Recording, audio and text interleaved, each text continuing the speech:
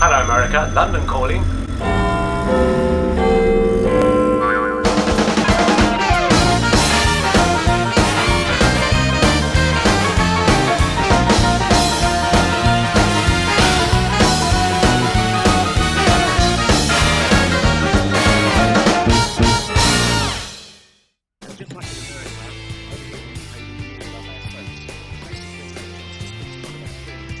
Which way is it to Albert Square? Well, a million miles away from Albert Square, I'm joined here in sunny Soho this morning by the ever-lovely June Brown, MBE. How are you, June? Oh, and I'm also a doctor, honorary. Really? And I'm an MA, honorary. Okay, that's a lot of letters after one's name, dear. Which way round just one put them? You're best known, of course, in the States now, for your role as Doc Cotton in Eastenders. Now, I heard that you was recommended that part by Leslie Grantham, who played Dirty Den. Is that true? Yes, that's absolutely true. How did that come about? Well, he was in a car with the director at the time, and he said, they all said, who are we going to get for Doc Cotton? And he said, what about that actress who was in Minder the other night? Oh! And the other chap said, I didn't see it, what's her name? And he said, I don't know, but I think she's with my agent, which I was. Now, you won the Best Actress and Lifetime Achievement Awards for the role of Doc, yeah. But you was also nominated for a BAFTA, which I've just heard you talking about on Radio 2. Yes. Yes, it is.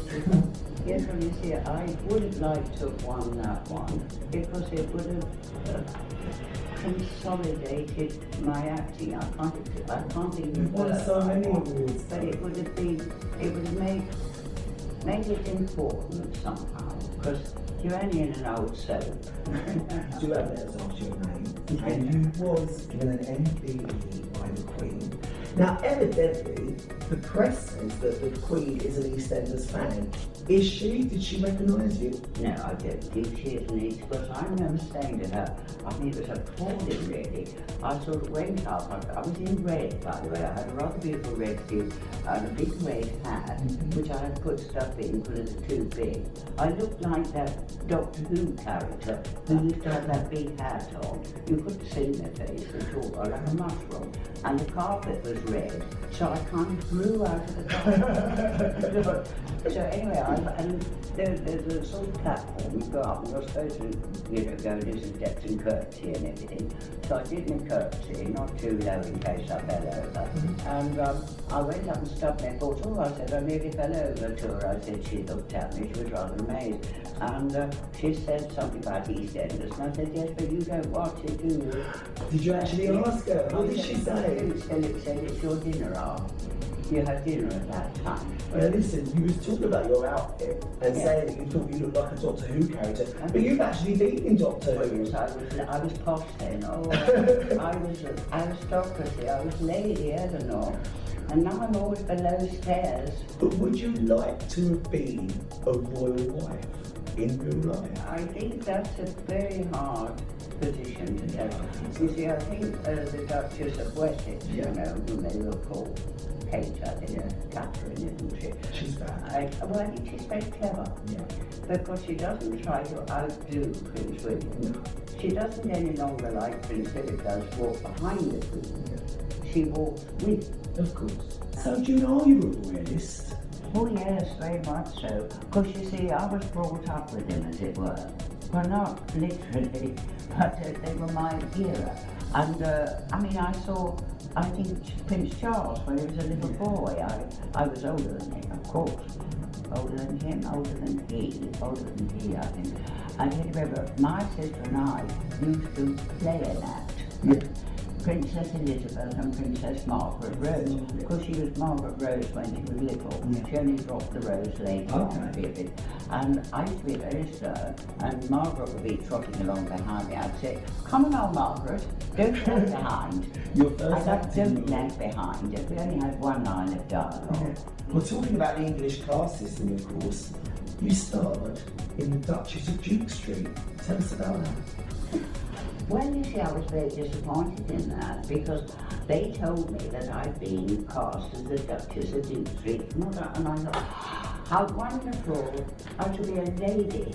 had to be aristocratic and use my own voice instead of, you know, one of these accents, you know, you're either North Country or you're Cockney. Like that is all sort of not quite Cockney, but it's not quite Cockney anymore.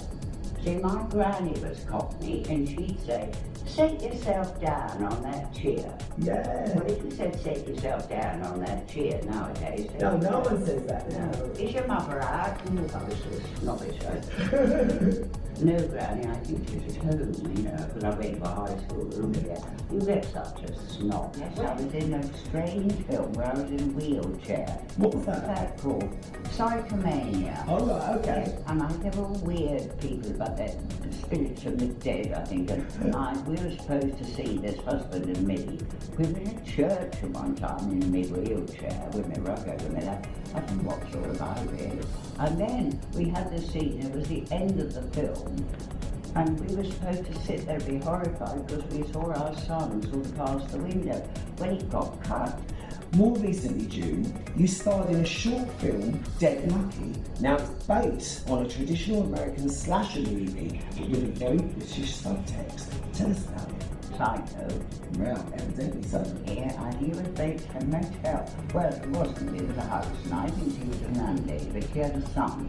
And there were lines that suggested that he was a bit weird. And actually, I had an ashtray that one of my daughters bought me back from America, which said Bates Motel. So I put it on the table. Yes, I didn't think she was that sinister. I think the situation was sinister. Yeah. Well, June, it's been so fabulous being with you today. No, it's been nice. And thank you so much for joining us. That's it for this week. Back to you in the studio, Xander.